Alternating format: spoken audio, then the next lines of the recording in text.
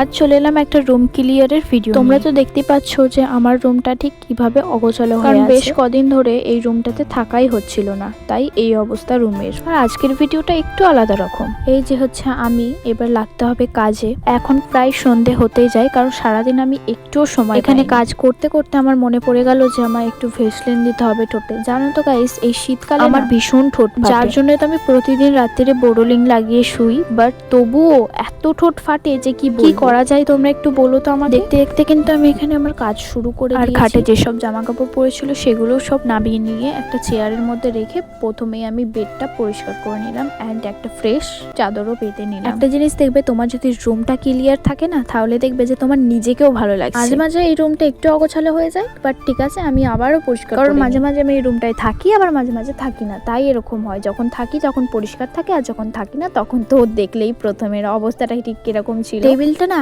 আগে এই বেডের পাশে ছিল, বাট বিয়ে বাড়ির সময় মানুষজন শোবে বলে তার জন্য কোনটাই করে দিয়েছিলাম, আর এখন ওখানেই তাই ওটার মধ্যে মানে যেই বালিশগুলো ইউজ করা হয় না, যেই জিনিস ইউজ করা হয় না, সেখানে আমি চাপা দিয়ে রেখে দিই, যাতে জিনিসগুলো ধুলো না পড়ে আর নোংরা না হয়। আর দেখতে দেখতে তো আমার রুমটাও গোছানো হয়ে গেল এন্ড এখন দেখো কতটা সুন্দর লাগছে। আর তোমাদের কার কার আমার ভিডিওগুলো দেখতে ভালো লাগে প্লিজ একটু কমেন্টে জানিও। এখন থেকে আমি ভেবেছি, আর আমি এখন আমার রুমটাকে একটু সাজানোর চেষ্টা করছি কিছু হ্যান্ডমেড কাজ, যে হ্যান্ডমেড কাজগুলো থাকবে আমারই হাতে। চলো আজ এই পর্যন্ত, বাই।